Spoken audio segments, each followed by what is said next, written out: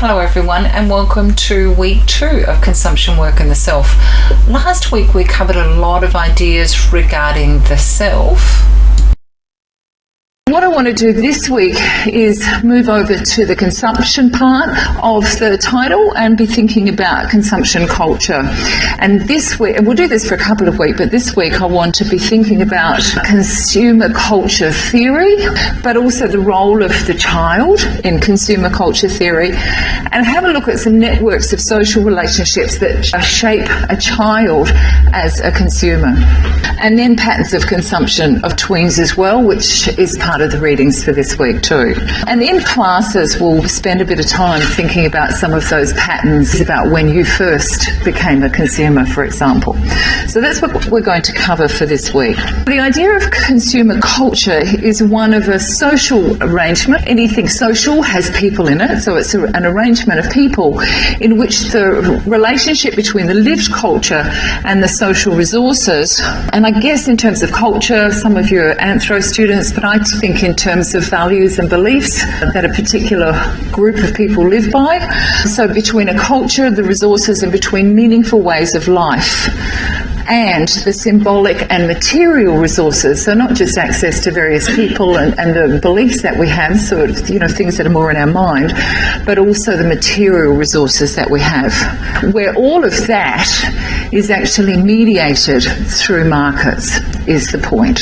So consumer culture is where really everything in our life, our culture, so our values and our beliefs, and our social arrangements, everything we do socially, is actually mediated through a market. And a market in this context isn't a place to go to like the central market, it's actually about relationships between people. So that's the idea of consumer culture, and some people argue that we've been living in a consumer culture for some time now. We haven't always, but we certainly have been for some decades. Central to the idea of consumer culture are that goods, products, services, cleaning for example is a service, ideas even, are bought and sold. That's one part of it. The other part of this is, very importantly as well, is the idea of marketing in order to induce us to buy. So to induce desires, to induce us wanting to purchase these goods and services, etc. So that's kind of the two elements of it, very, very key to what is called consumer culture. Also central is the notion that we as consumers, and this is worth teasing out and discussing, but it's key to this idea that we as consumers are free to choose what it is that we buy and choose what it is that we sell, whether that be a good or whether it's our labour that we're selling. The other point of this is that consumer culture shapes our thinking, how we feel. It shapes our behaviour, even our possibilities of what we can do, our sense of the world. So in other words, if picking up on what we talked about last week, it actually shapes our subjectivity. But there's a question around children. So when it comes to children, so we think about, if we're thinking about the average consumer, we're possibly thinking about adults, and we do have a sense of choice. However, when it comes to thinking about children, are they just manipulated by the market, or are they actively involved in shaping their identities? That's kind of a very key question for today. Not one that I'm going to answer, but one that I'd like you to think about and see what your position is on that. To sum up, everything we need to live our lives in a consumer culture is mediated through markets, not necessarily a particular place, as I said, but by these relationships amongst people. So you'll hear talk all the time about the job market, the stock market, which is about investing money, the retail market, housing market, it's all markets, very market driven. And the central features, therefore, are that we have these market-made and sold commodities. We have marketing, which induces us to buy these products, and you might be on the marketing side of that and learning how to do that. We also have some associated cultural meanings of what is being sold and bought. And there's some examples might be, what's the difference in cultural meaning between purchasing a BMW or purchasing a Toyota when you're buying a car. Individuals are exercising choice, and that's the message that we're told all the time, we're exercising choice. But what I want to argue is that choice is often limited by various factors as well. So there are a range of theoretical perspectives that address this relationship between this marketplace, which is not actually a place, but it's called a marketplace, between our actions as consumers and between those cultural meanings as well. So everything that is bought and sold is not just functional, is the point. It has some other symbolic meaning too. And consumer culture and kind of frames then our way of thinking. It can expand it and give us lots of possibilities. So if you think about travelling, lots of possibilities there. If we go to the marketplace and think about all of the places that we could go, it might also limit our thinking as well. Theorists who work in this area are interested in things like consumer identity projects, where we are buying particular products in order to project our particular identity.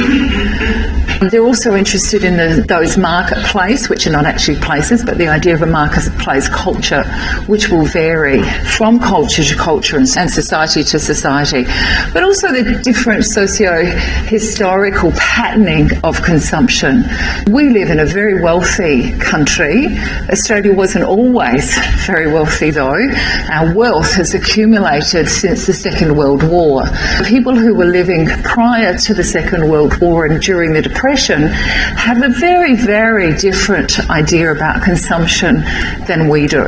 And so these theorists are interested in those different patterns. And the patterns of consumption in this country are going to be very, very different in other non-Western countries as well. So interested in how all of that takes place too.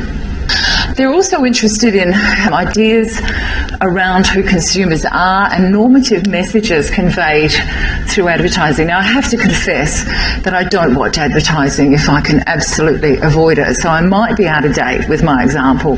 But the example that came to mind for me about normative messages are messages about men using power tools and women doing the housework. Normative messaging about if you're a man, you're supposed to be into power tools or football or sport or whatever, and if you're a woman, you're supposed to be looking after the children and doing the housework.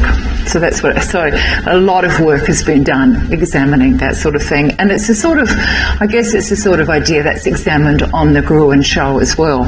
And just for an example, that patterning of consumption. Has anybody watched the Back in Time for Dinner show, reality show on Channel 2 at all?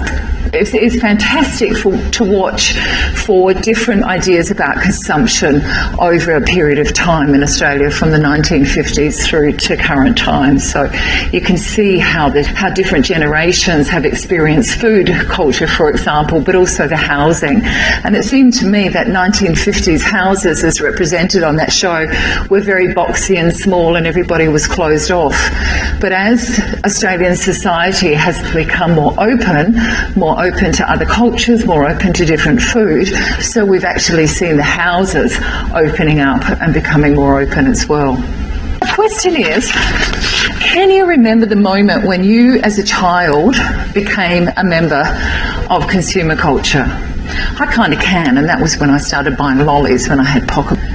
So the factors that informed that was I was little, I wasn't allowed to have a lot of money, but I did have some freedom, and I had this freedom of it felt like enormous freedom of choice to go to the lolly shop on the way home and choose what I wanted. Within consumption theory, and I've talked a bit about what consumption theorists like to analyse, usually children have been seen as lacking agency, so not having the ability to have an impact, create influence, do things for themselves.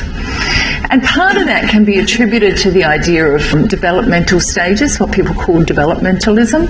And you'll probably be taught that in psychology if you're doing psych, that children go through these developmental stages. But not everybody agrees with that idea. Some people say that's been imposed on children and it's more normative than anything else. Right? It's more normative than normal in actual fact. But that idea that children go through very particular stages, and if we don't fit into those stages as children, then we're seen as a bit strange anyway. But as we reach those milestones, then we seem to get a bit more agency, but really we don't really achieve it until we're adults. So magically at 18 we have agency that we're not afforded or that's not recognised prior to 18. So the absence of the child, says Cody, mirrors that structure versus agency debate that's going to go on forever. And we talked a bit about it last week. That those adopting the structural approach to studying the child and ideas of contemporary consumption regard the child as fragile, pure and pristine, and therefore completely vulnerable to everything else around it, and particularly to the Machiavellian strategies of consumerism and the marketers. And there is a lot of, we're going to be talking about new work now, relatively new work, on children agency and consumption, but there was a lack of it for a long time because of that focus on children being impacted and constrained by structure. People do see that children have agency within limits.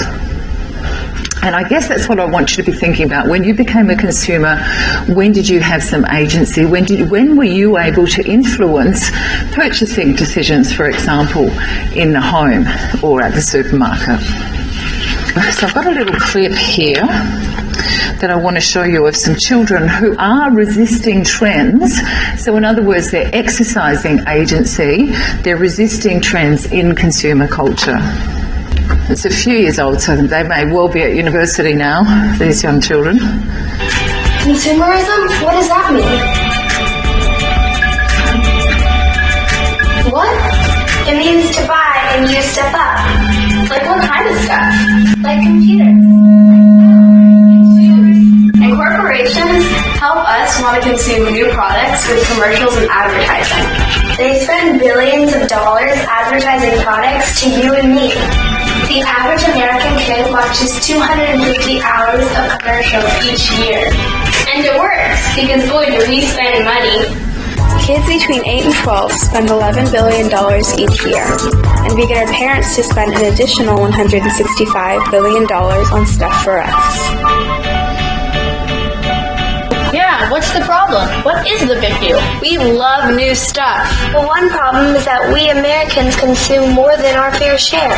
The U.S. is only 5% of the world's total population, but we consume 33% of the world's resources. Another problem is that so much of the stuff that we consume comes from other countries. The majority of the toys, electronics, and clothes that we buy come from China. That's a long way away. Not only that, but sometimes the workers in the factories aren't treated very well. Yeah, check this out. Most workers in clothing factories make under $1 per hour. And these workers often work long hours, like 10 hours a day, 6 days a week. Sometimes even kids work under these conditions. Remember all that consuming we do? If we said no to even some of the consuming that we do, we could have a big impact on the cycle of using up resources and making trash. We all already know about the 3 R's. Reduce, reuse, recycle. But here are some other things we can do. Swap your old stuff with your friends. Donate your old stuff to charity. Consider buying used stuff instead of always buying new stuff. One of the biggest things we can do is not buy so much stuff, and we can make good choices about the things we do decide to buy. Before you do buy something, ask yourself, do I really need this? Will this last me? Is it cheap? Can I recycle this when I'm done with it? We're the ones who are going to be stuck on this planet. We can make a difference for ourselves and our future. So there's an idea of children acting their agency, resisting the consumer message, probably encouraged by adults, but also gathering those figures as well. So it might have been a homework project that they were doing. I guess my question is, who is the child though? Was there any observations you might make about those particular children? One, they were American, anything else? And that's a really important question, is to ask which it comes out of feminism. We would ask questions about, well, which women are you talking about? Are you talking about middle upper class women? Are you talking about black women? Are you talking about white women? And in this case, which children are we talking about? And their circumstances are going to be quite different. Some of the questions here, these are possibly kind of children who are around that tween age, sort of between 8 and 12, if I've got that right, which is called another category that we've developed called tweens. Children are often presented as this, children are a heterogeneous group, so they're very mixed, but they're often presented in our mind as a homogenous group. Whereas actually what we need to do is consider, if we're thinking about agency, we're thinking about children's material circumstances, so how much money their family has, the sort of area in which they're living, who's in their household, whether they're with single parents, same-sex couple, a nuclear family, etc., etc. And also their race comes into that, and their ethnicity, and the various networks, which I'm going to explore in a bit more detail. According to Cook, when children are acknowledged as socio-economic actors, meaning that they do have some agency, who are dependent in various ways, though, on adults, there's no doubt about that, but if we can have a look at the relational and co-productive nature of acquiring, having and displaying things, we can see that children can have some agency, and that they are influenced and also influence purchasing decisions within a household. Are we born consumers? What Daniel Cook reckons is that we actually don't choose to be consumers at all. We don't have a choice, because everything in our consumer society is mediated through markets. So what else? How else are we going to live if it's not as a consumer? So even though a central tenet of the consumer society is that we all have a choice, what he's saying is actually no, that's wrong at the very, very basics. We don't have a choice at all. We have to be consumers. Children in the West, therefore, are already, as soon as you are born, you're already embedded in a web of networks that include the market. Now, I challenged you last week to think about whether at what point you became social, and I was suggesting that you already had social relationships prior to birth, in the womb with your mother, and then immediately at birth with other adults. So really what Lydia Martin is suggesting is that we're already embedded in networks of the marketplace prior to birth, and certainly as babies as well. So we're not isolated and individual, we are in this network, and we're dependent on adults, but much of the caring that's done for children is mediated through the markets as well. So she has a network of consumption that extends beyond the market. So if I can map this out a little bit, we have the parent /S, and then we have a baby, and the market is sitting up there. So there's a relationship between the market and the parent. So the parent is going to go to the market and purchase goods and services, etc., in order to care for the baby. But the parent also has a network of friends and family as well, and that network of friends and family has a relationship to the market. And sure as eggs, as soon as the child is born, there'll be gifts, etc., even before the child is born. And there may be some that's the direct giving prior to birth. It's going to be with the parents. But each of those parents is going to have their own biography, their own particular history, and that's going to have a particular relationship to the market as well. So if you have parents who've grown up with parents who lived through the Depression, they might have a very different attitude to the market to people who'd grown up in a very wealthy household with no limitations on material resources. the parent, and there's one with the marker, and then of course that extends out to the parent network as well. They each have their own biographies, which will take into account things like your ethnicity, when you're born, where you're born, etc. There's also the household context as well, whether you're a single parent, same-sex couples, whether you're living in a nuclear family or an extended family where you have not just the parents and the children, but grandparents and other members of the family as well. And that household has a relationship to the parent and to the market. And then Lydia Martin also has this idea of the good hoods. And so what we have there is a notion of what is it like to be a good parent? What does it mean today? And it's very different today. Many ideas of parenting today are very different to parenting when my daughter was first born 35 years ago or 30 years before that. So ideas of parenting change. And so there's all of that we would take into account. So when you become pregnant, you may well go buy a book, for example, on parenting. And so there's a relationship to the market there and also to that network. So then if I have a child who's grown up a little bit more, not just a baby any longer, that child is also going to have their own influences and network as well, and that's going to be from school and also their own networks of friends too. So it becomes very complex, this idea of networks of relationships. It's not just about what's going on at home influencing your decisions at all. Funnily enough, Lydia Martin doesn't have the media in there, but I think it should be. That's a very big player in all of this. That's one of the things that I want us to be doing in class, is thinking about all of those networks and relationships, but also taking into account the different times in which you're born, the different places in which you're born as well.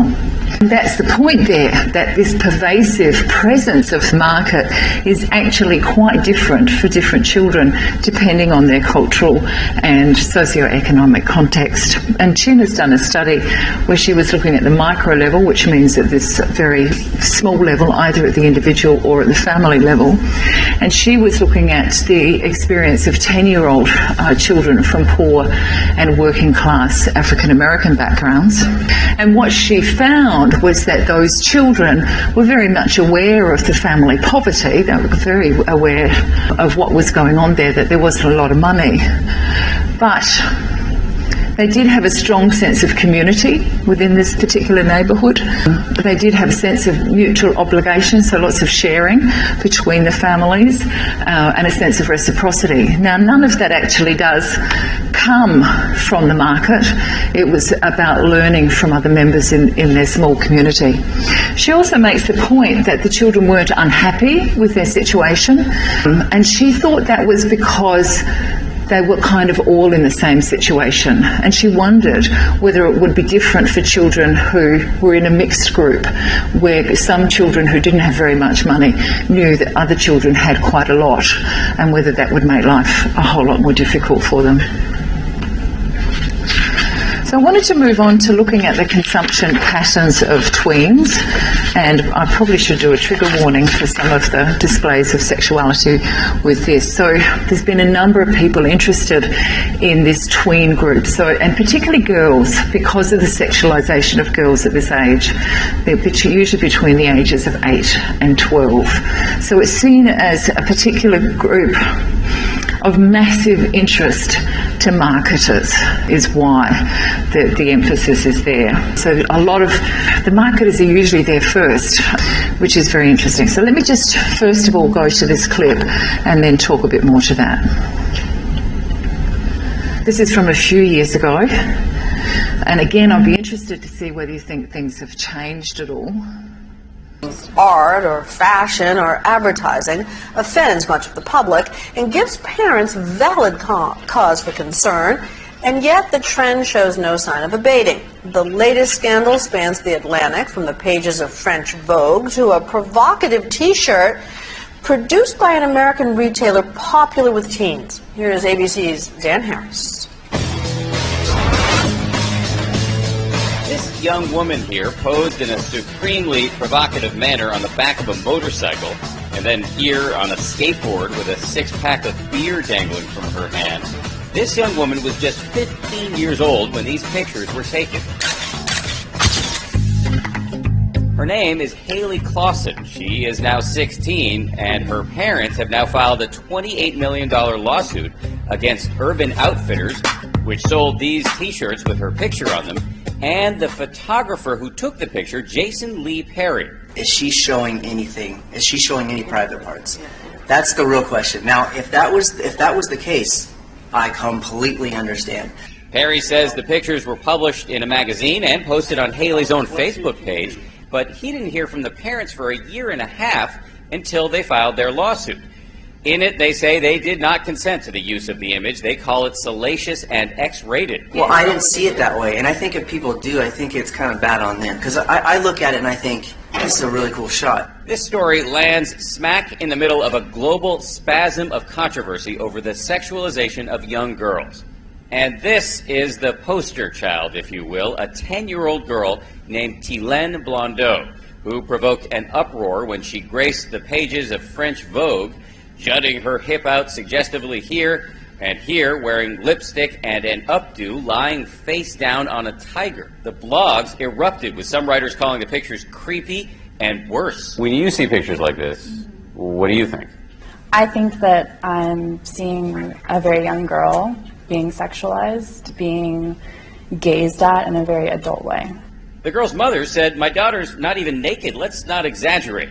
It is possible that people might not be so upset if this were just an isolated incident, but these days, famous underage actresses are getting in on the act. 13-year-old Elle Fanning has her sultry stare down pat in these Marc Jacobs ads, and Haley Steinfeld from the movie True Grit in these Miu Miu ads looks, according to one observer, like a child bride, although she's called these pictures sophisticated and timeless. What's driving this, do you think? I think we're seeing more parents that are vehemently dedicated to making their children famous. So I think parents, mothers and fathers alike, are not necessarily turned off by someone coming to them and wanting their child to appear a certain way at younger and younger ages. But there is something else driving the sexualization of girls in our popular culture. Corporations who are keenly aware that tweens, girls between the ages of 8 and 12, have $43 billion a year to spend on clothing, beauty products, books, entertainment, and more. In recent months, Abercrombie & Fitch had to pull its padded bikini tops for girls as young as 8 after a public outcry.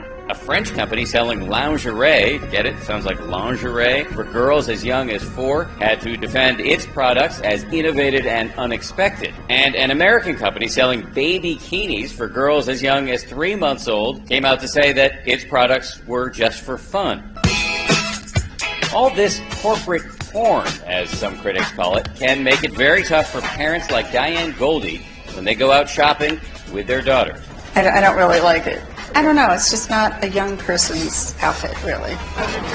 It's even tough for parents like Madonna, who, as a younger woman, made parents squirm when she writhed around singing about being a virgin. Now, the international one-name superstar has some pretty regular parental concern. We have arguments about how short the skirt is, or, is there cleavage? As psychological experts survey today's landscape, with even child stars like Miley Cyrus and High School Musical's Ashley Tisdale sexing up their images, they worry that our culture and our corporations are stealing girls' childhoods. The American Psychological Association says girls exposed to too much sexual imagery are more likely to be unhappy with their bodies and to suffer from depression or low self-esteem. And while these concerns do date back at least to a 15-year-old Brooke Shields in this 1980 Calvin Klein ad, I want to know what comes between me and my Calvins. Nothing. Things these days have most definitely accelerated. Now we're talking about 10-year-olds spread out on tiger skin rugs. So it worries me for, in the next 10 years, what is it going to be, 5-year-olds, 6-year-olds? As many people wait with fear to see how bad this situation gets, for parents on the front lines right now, It's a little hoochie coochie. No, it's not. It's not likely to get any easier anytime soon. For Nightline, this is Dan Harris in New York. So I remember going through that with my daughters as well, that difficulty around wanting them to have what they want, but also my concern about some of the clothing that was available, which seemed more appropriate to adult women rather than to young girls. And so that's kind of the idea there. But it is seen as a very powerful marker because, certainly in the American context, and maybe it's different here, there's lots of dollars associated with that. So marketers go targeting young girls. And if think back, I guess, to that question around structure versus agency, these girls were clearly seen as manipulatable. They could purchase all of these or persuade mum or dad to do the purchasing. So they are seen as a very, very significant market, and a market that will influence as well, and then a future market as well, because the idea is that if you get these girls at a particularly young age, then perhaps you've got them for the rest of your life as well. So there's been a great deal of interest in studying this particular group. One of the things that's very disturbing for me when I watch those ads, and I'll be interested in your views on it as well, is knowing that we've just gone through a royal commission into the sexual abuse of children, which is not just girls, it's also occurred to many boys as well. And then when I see these images, it almost seems to be kind of encouraging really bad behaviour towards children in some ways. Perhaps that's an extreme view, but I do find those images quite disturbing. Now that's a few years old when a lot of that scandal was happening. Is there still that sexualisation of girls happening, do you think, of young girls between 8 and 12? The other argument here is that this is a group of young people who are very conscious of having particular brands. I don't think they're the only group of people who are conscious of particular brands either. But I guess the difficulty is that and maybe that's changed as well, but they were seen as a group of young people who were kind of too old for toys and for little stuff at age 8, but not yet old enough for some of teenage activities. So they're kind of in this, what anthropologists call a liminal zone. So it's kind of an in-between time and space. They're not children still, and yet they're not quite teenagers, so people don't quite know how to treat them, and so there's a lot of ambiguity there as well. Probably by now we have this state of tween being coined. It's probably in the same way that teenager didn't always exist either, that in-between state. What Kavina Cody says the result was this sort of structural social invisibility of this particular age group. That probably has shifted quite a lot, but they certainly weren't invisible to marketers. In summary, consumer culture permeates all of our thinking, our subjectivities, our behaviour. And I guess what I'd like you to challenge you with today is to think about not consuming, and is that possible? So do we really have a choice about being consumers or not?